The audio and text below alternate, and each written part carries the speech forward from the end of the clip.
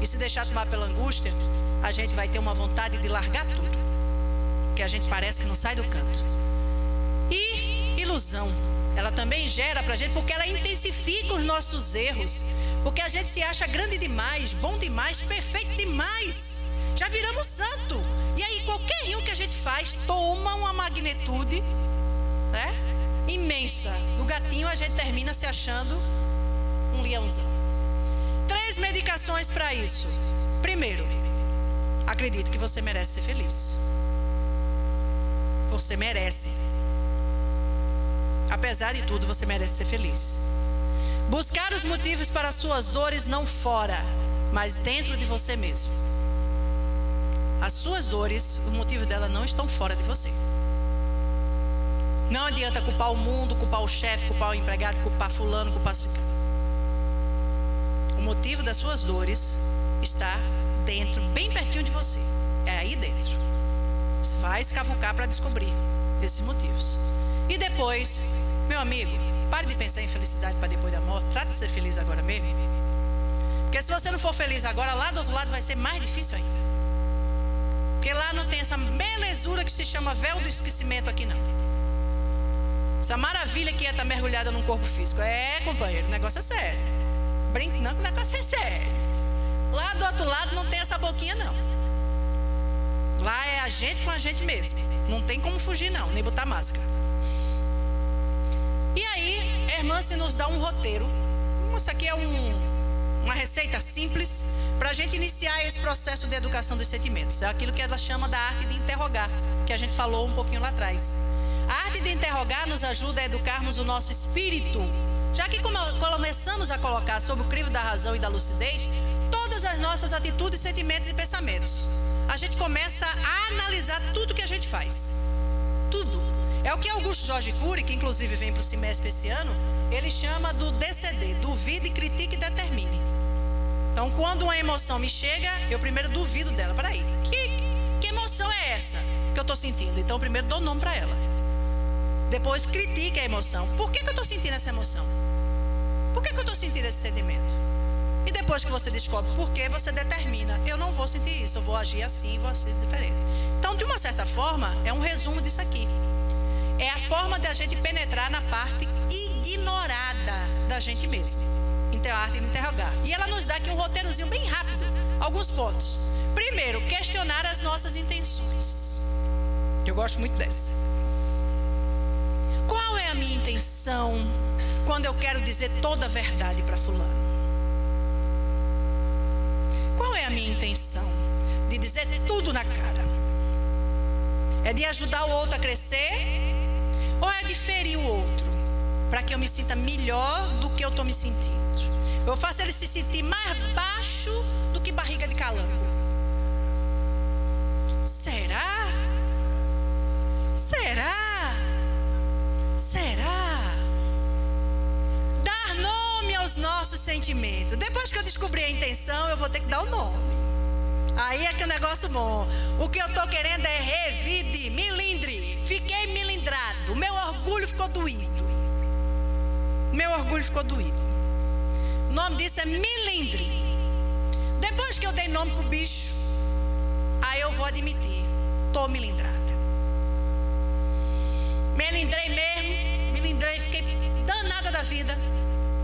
Porque fulano passou por cima de mim, porque aquele cargo era meu, que era eu que devia ter ficado, porque não sei o que, eu vou ter que admitir. Depois que eu tive a coragem de admitir, eu vou analisar o sentimento que está impulsionando essa reação. Sim, mas eu melindrei por quê? Porque eu me senti agredida. Sim, eu me senti agredida por quê? Ah, porque fulano invadiu meu espaço.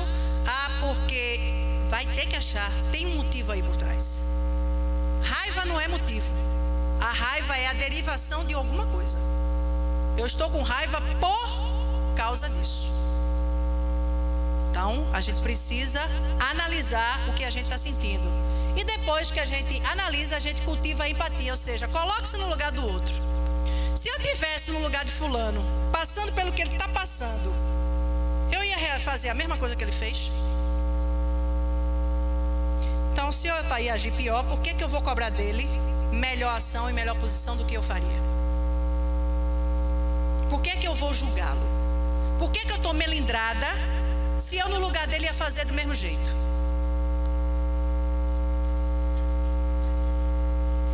Sim, mas veja só, para você chegar aqui... Opa, volta aí bonitinha. Para você chegar aqui, você vai ter que admitir. O processo é esse. Não existe processo de reforma íntima sem admissão. Não existe. Ou eu admito que estou sentindo, ou eu não consigo sair do processo vicioso. Não consigo. E não é porque eu vou admitir que eu vou deixar de sentir. Admitindo, eu vou saber que ele existe e eu vou identificar como ele se manifesta, em que momentos ele aparece. E a partir daí eu começo a cuidar disso. E eu começo a determinar as novas atitudes e a nova maneira de agir. E automaticamente eu vou começando a transformar o sentimento. Até o ponto em que ele deixa de me comandar, eu passo a comandá-lo. Eu passo a comandá-lo. Eu passo a ser o comando das minhas ações. Eu não mais reajo, eu ajo. Qual é o objetivo da autoeducação dos sentimentos, gente? É a gente aprender a nos amar. Não tem outro objetivo. Não tem outro objetivo. Isso é um projeto de vida. Esse projeto passa por irmos substituindo a nossa visão materialista por uma visão espiritual da nossa vida. Por isso, reforma íntima não pode ser reduzida a 1 ou 2 momentos de estudo ou oração nosso. É um compromisso diário e permanente. É todo dia e o dia todo. Não é só para quando eu estou dentro do Selec, não. Reforma íntima é um processo para a vida, é um compromisso, é um projeto de vida meu para comigo mesmo. Nenhuma pressão de fora pode levar à falta de liberdade. Parece uma coisa muito difícil, não é fácil. Não é fácil porque a gente complicou bastante as nossas existências aqui hoje. Mas se a gente persistir e colocar isso como um projeto de vida, porque o grande problema nosso é que o nosso momento espiritual é algo para quando a gente tem tempo. A gente não coloca o trabalho espiritual como a gente coloca na nossa vida o espaço para a família, para o trabalho e para o lazer. Eu tenho 4 compartimentos na minha vida. Eles têm que ter o tamanho igual. Ou seja, minha família, meu trabalho, meu lazer e meu compromisso espiritual. Nenhum deles é maior do que o outro. Eles têm que ter o mesmo espaço na minha existência. Este último não pode ser a sobra de tempo dos outros. Isso aqui tem que ser a minha meta. Porque desse aqui depende dos outros dois. O meu crescimento espiritual vai depender do meu sucesso na minha família, o meu sucesso no meu trabalho e a minha qualidade de vida e de lazer. Então, o meu trabalho espiritual não pode ser quando sobrar tempo na minha agenda. Ele tem que ser a prioridade 1 da minha vida. A prioridade 1. Se eu quero ser diferente, se eu quero melhorar. Tá? Sejamos fiéis e confiantes nos pequenos esforços de ascensão que temos conseguido realizar.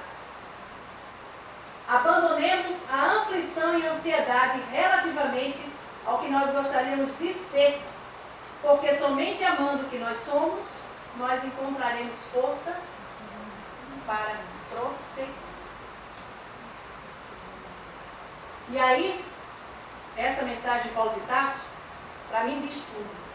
Eu acho que muitos de nós somos trabalhadores de Jesus, e muitas vezes da nossa vida pensamos em abandonar o barco. Pensamos em abandonar o barco. Eu não sei vocês, mas eu já pensei muitas vezes.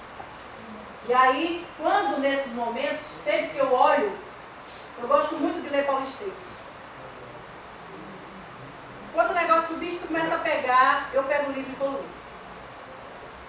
Eu acho que Paulo é o maior exemplo de revolução cristã que um ser humano podia fazer em si mesmo. Esse homem era autoritário, arrogante, prepotente, perigoso. Augusto George Curry, na série do Análise da Inteligência do Cristo, no último livro que ele fala, O Mestre Inexpressivo, Ele analisa o perfil psicológico de Paulo de Tarso. E ele diz que se Paulo de Tarso tivesse reencarnado hoje, seria um dos ditadores mais perigosos do planeta.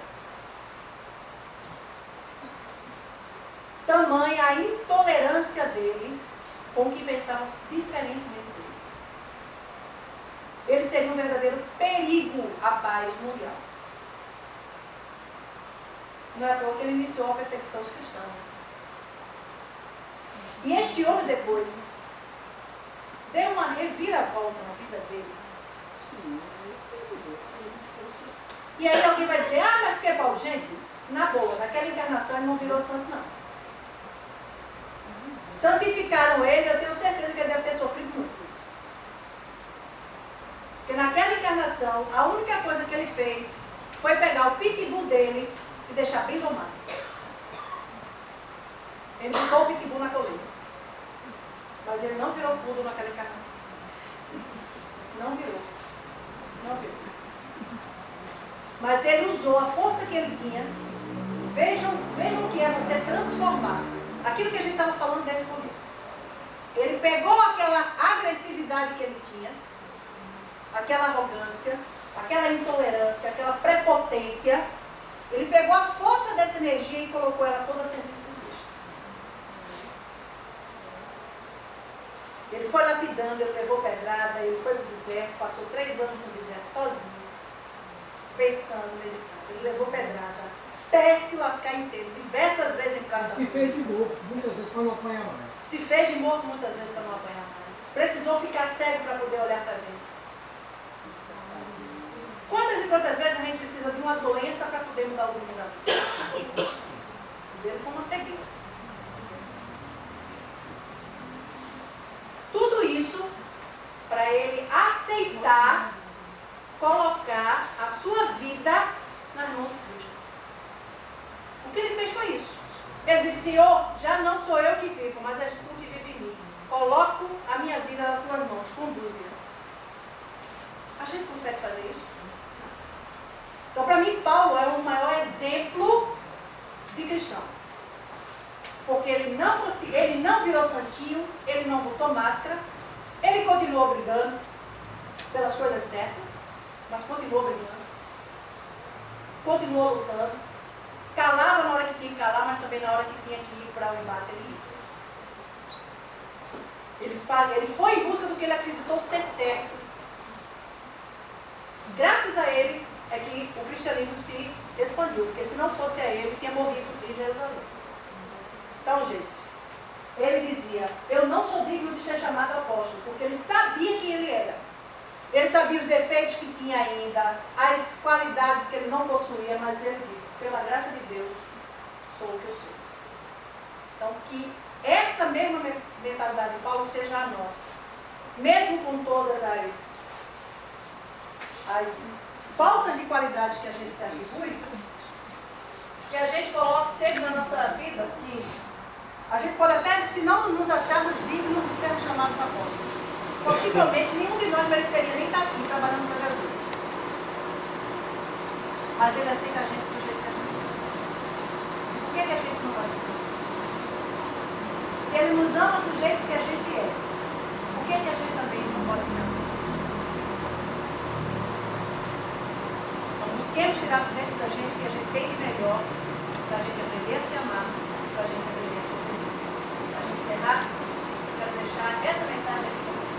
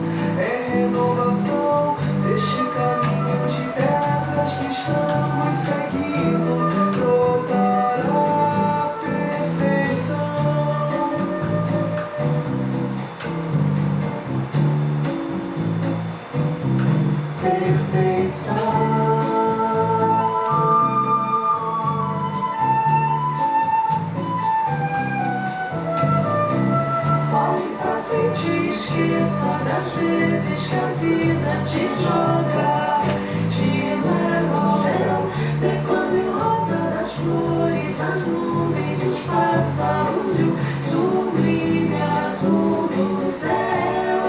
Recriar a insensatez de viver, de crescer e amar, e abraçar a lucidez do amanhã bem melhor que virá. Recriar a insensatez de viver, de crescer e amar, e abraçar a lucidez do amanhã bem melhor que virá.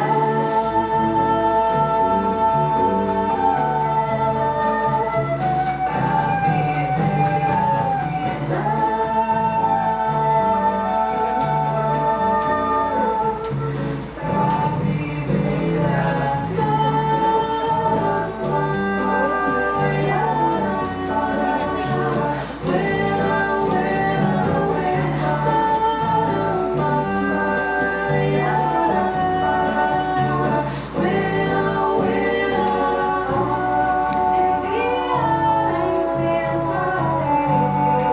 de viver, de crescer e amar, e abraçar a lucidez do amanhã bem melhor que virá. Recriar a insensatez de viver, de crescer e amar, e abraçar a lucidez do amanhã bem melhor que virá.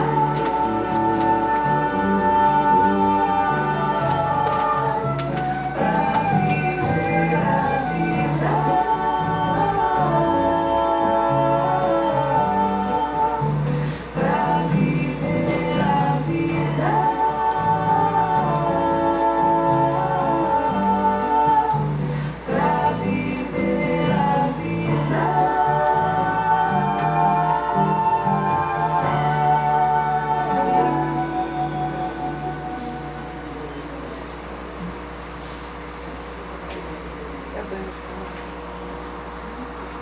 vida. Muito bem. É isso, gente. Obrigada.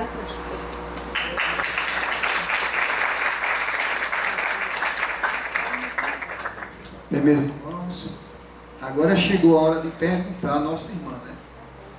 Ela, na exposição, colocou aí a educação dos sentimentos, e agora, quem tiver alguma pergunta, queira fazer pergunta, aproveite agora para fazer essa batalha. A hora é essa. Aí, você poderia dar assim, uma explicação, poderia ser rápida, a respeito do ego estruturado à luz do Evangelho, porque nesse livro Estudando Sentimentos, eles falam muito do ego estruturado na parte científica. Se você poderia dizer, falar sobre um pouco mesmo, sobre o ego estruturado à luz do Espiritismo, à luz do Evangelho. Olha, eu não sou profissional de psicologia, tá? O que eu trago aqui para vocês... Não, o que eu trago é só para, primeiro, só para explicar. O que eu estou trazendo aqui para vocês, isso aqui são os nossos estudos, na nossa casa. A nossa casa, ela permanentemente se debruça sobre isso, e nós, trabalhadores, também temos o nosso estudo de autoencontro. Nós não, todo domingo, antes de atender os outros, a gente primeiro se atende.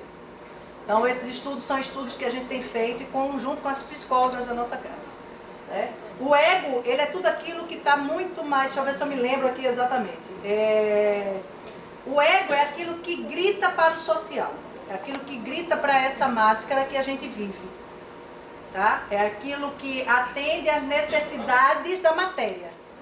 Então, o ego, ele é egoísta, o ego, ele quer tudo para ele, o ego quer que a sua satisfação seja feita na hora, entendeu? Ele quer se realizar na hora, ele quer ser o primeiro, ele quer ser o tampa de crush, ele quer ser o mais bonito, ele quer ser o mais amado, ele quer ser o que todo... Não chame o ego para a mesa, não, se ele for uma autoridade, para você ver como é que o ego fica.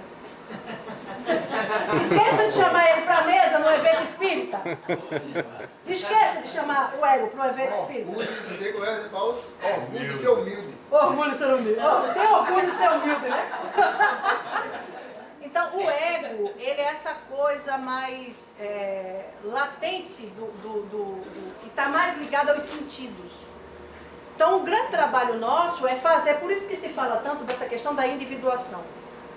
Que a individuação é você parar de escutar ele gritando, dizendo, você tem que ser a primeira, você tem que ser reconhecida, você tem que parar de e dizer lá dentro, qual é a necessidade que a Alexandra tem de se sentar na primeira fila. Isso vai me construir para quê? Isso vai me trazer o quê? Então eu vou conversando com esse ser interno que sou eu, e à medida em que eu vou tendo essas respostas internas, que eu vou descobrindo isso, eu automaticamente começo a calar o ego. Porque eu não vou deixar que ele defina para mim o que o meu eu sabe que tem que fazer. Ele pode espernear à vontade. Mas se eu já sei que aquilo não me serve, porque eu não preciso mais daquilo, eu não vou deixar ele tomar conta. Eu vou chegar para esse ego, porque isso é uma conversa, parece uma coisa de doido, gente, mas não é não. A gente muitas vezes tem que sentar na frente do espelho e conversar com a gente mesmo. É sério. Eu faço direto. É sério. Eu tenho um espelho bem grande lá em casa. Um dia que eu estou desorientada, eu sento na frente dele e começo. Vem cá, vamos bater um papo aqui, nós dois. O bicho começa a pegar muito. Senta aqui, bonita, vem cá. Entendeu? Então, por isso, essa preocupação tanto, gente, da espiritualidade, para a gente fazer esse mergulho. Porque enquanto a gente só viver à custa desse ego, a gente é massa de manobra de qualquer pessoa. Nós somos massa de manobra de todas as circunstâncias, de todos os desafetos que a gente já construiu na vida. A gente é massa de manobra para o que quiser. A partir do momento em que as pessoas, e a gente tem uma mania de achar que elas estão muito longe, um João Evangelista, um Paulo Bitasso, que todo mundo santificou, eram gente feito a gente. Eram pessoas como nós. Pedro correu 3 vezes. Ah, tu não segue o Nazareno? Eu não sei disso não. Deu no pé. Medo. Medo de ser preso, de ser açoitado. Medo. Quem não tem medo aqui? Eu tenho. Muitos. Muitos. Pedro tinha. Então, se a gente pega essas pessoas e vai estudar a vida delas, e vai entender o que foi que elas tiveram a coragem de fazer? Elas simplesmente tiveram a coragem de fazer, de olhar para dentro de si. E disseram, eu quero ser diferente. Eu vou deixar o ego e vou tentar fazer com que esse ser luminoso, que é o meu ser crístico, ele brilhe. O problema é que a gente não consegue fazer, a gente acha muito mais cômodo viver o ego. Dá menos trabalho. Eu sou assim mesmo e acabou-se. Quem gostar, gosta. Quem não gostar, não é assim não, que é banda toca não. Eu sou assim. Esse sou eu. Essa é a Alexandra. A Alexandra é arrogante. Ponto. Agora, por causa disso, eu vou estar vomitando a minha arrogância para Deus, o mundo e para a igreja do Pai? Não. Quando a minha arrogância chega, ela chega e quer se espalhar. Às vezes ela até se espalha e depois eu digo, calma, freia. Volta para dentro da caixa. Baixa a bola. Baixa a bola. E assim eu vou. Até o dia que eu tiver a sorte dela não se manifestar mais, porque eu não vou mais precisar dela. Mas por enquanto eu ainda de vez em quando preciso. Infelizmente. Isso me incomoda muito. Tem hora que eu me sinto exatamente igual a Paulo. Caramba, o bem que quero eu não faço, normal que eu não quero eu faço ainda todo dia. Quantas e quantas vezes eu me pego nisso? Por isso que minha identificação com Paulo Bitasso eu acho que é tão grande, desde a primeira vez que eu li o livro. Chorava. Eu chorava assim as cantas. Alessandra, Só pode ser outra identificação. eu já percebi que você é fã do Salmo, né, do Paulo de Tarso. Dentro dos estudos que você já fez do Salmo, do Paulo de Tarso, você chegou a alguma conclusão no que diz respeito ao espinho da carne que ele dizia que tinha, quando ele falava que tinha um espinho na carne, que o maltratava muito, e que um dia ele pediu ao Senhor para retirar aquele espinho, e o Senhor disse para ele, Paulo, a minha graça te basta. Você já estudou alguma coisa a Não, respeito não disso? estudei não. Não estudei não. Vou estudar. Vou procurar saber. Não vou procurar saber. Mas se a gente for falar em espinho da carne, gente, o que ele deve estar falando, se a gente for fazer uma comparativa, é justamente, talvez, identificar justamente a incapacidade dele de ainda ser perfeito. Se a gente for olhar direitinho, talvez para a gente hoje. Eu estou falando muitas vezes por mim. Quantas e quantas vezes não me angustia não conseguir fazer determinadas coisas ainda. Ou ser de uma forma diferente. Eu tenho uma grande amiga lá em Belo Horizonte, a Fátima, que é lá do grupo, né, que a gente brinca muito com isso. Que ela até na palestra brinca muito. Ela disse, não sei o que, é questão de ser dócil, não sei o que, como eu queria ser dócil. Ela brinca muito, porque ela não é dócil. Agora mexa com o amigo dela. Mexa com o amigo dela. Ela vai defender ele, se for para descer lá nas furnas, encarar o pior dragão que ele tem, ela desce na mediúnica, vai lá embaixo e pega. Ela não foge. Mas ela assume que ela não é dócil. Então o que é que eu prefiro ter dentro da mediúnica? Eu prefiro ter um amiguinho dócil, e na hora que eu precisar da ajuda ele correr e me negar ajuda. Ou eu prefiro ter uma onça junto comigo, que eu de vez em quando dou um pedaço de carne para ela ficar mansa, mas na hora que o bicho vai pegar comigo, ela diga, eu vou com você até lá no lago de enxofre. E se você for se afogar, eu vou lá lhe buscar. Eu prefiro assim. Eu fico com a segunda. Oi? Assim, quando você falou que a luz e a sombra é luz, eu não entendi bem, porque assim, o que eu entendo é o seguinte, quando alguém é luz, não tem sombra. E essa pessoa que é luz, ela vai ser a luz de outro, né? E vai ser simplesmente uma estrela, então não tem sombra, não é isso? Uma estrela, ela brilha onde? No céu, no infinito, né? Sim, Brilha. mas para a gente ver a estrela, a gente consegue ver a estrela de dia? Só através da escuridão da noite. Eu só vejo a estrela em que hora? Como é que está o céu? Mas isso é eu, no caso, nós somos a sombra. Né? Não é, quem já é estrela, uma pessoa que já brilha, ou seja, uma pessoa que já seguiu o ensinamento de Jesus, que já é um amor imenso, transmite esse amor para a humanidade toda, né? Que a gente sabe que teve no nosso planeta, a gente sabe que teve, né? Que teve essa luz, não é? Então não tem sombra, ele não vai ver sombra. Não existe. A única pessoa que a gente tem conhecimento, que passou por aqui e que era pleno, chama-se Jesus. Tirando ele, todo mundo era luz e sombra. O que a simbologia quer dizer é o seguinte, nós aprendemos, existe um conceito que diz pra gente que sombra é ausência de luz. Certo? Então, se a gente apagar aqui, todas as luzes aqui do Selec, vai todo mundo ficar na sombra. Vai todo mundo ficar no escuro. Vai ficar no escuro. Para existir sombra, o que é a sombra?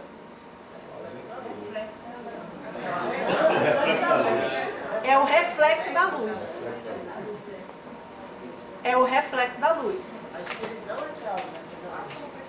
Essa sombra O que é isso? é a reflexão. O que é isso aqui atrás? É a minha o quê? Sombra. Só está existindo essa minha sombra por quê? Tem o que na minha frente? Uma luz refletiva. Sim, Se mas não houvesse a luz, jamais ela sairia. Você Então, o que é que a gente... Eu estou tentando aclarar o seu pensamento. O nosso contexto é de que nós somos seres sem luz. Por isso que a gente fala dessa coisa da sombra e da luz. Esse outro conceito que foi trazido e que eu achei super interessante, por isso que eu coloquei para cá para a gente pensar, não pode existir sombra sem luz. Só existe sombra porque tem luz. Então, se existe sombra dentro da gente, é porque já tem luz também dentro da gente. O problema é que a gente fica muito mais preocupado com a sombra do que em olhar para a luz. E à medida em ser que... luz, né? A gente Fazer se luz, né? desfazer luz. A gente fica mais preocupado em sombra. A partir do momento em que eu vou iluminando cada vez mais que eu vou ampliando a minha luminosidade, eu vou acabar com esta sombra. É onde eu queria chegar. Mas o que é, a lógica, e isso é muito legal, gente, isso muda o conceito.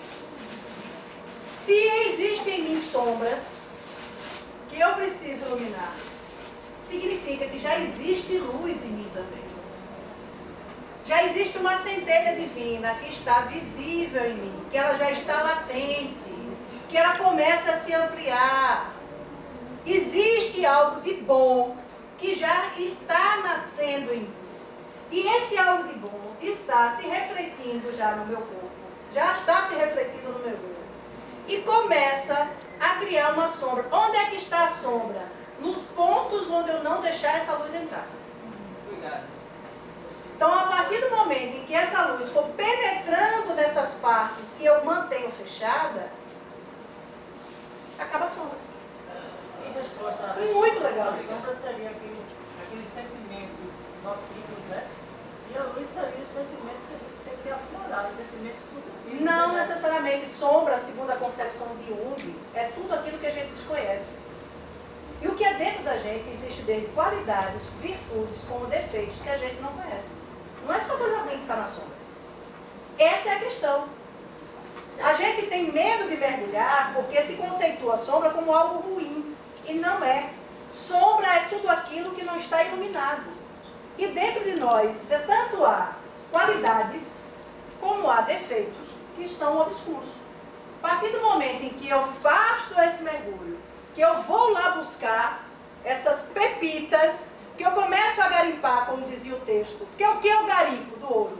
Você pega aquele monte de cascalho, pega uma peneira e começa, né? Vai garimpando, só fica as pepitas ali em cima e o cascalho vai caindo. Isso é reforma, isso é iluminar a sombra. Então, a partir do momento em que a gente começa a fazer esse mergulho, a gente vai entender o que é que me serve e o que é que não serve. Esse sentimento não me serve mais, eu não preciso mais dele.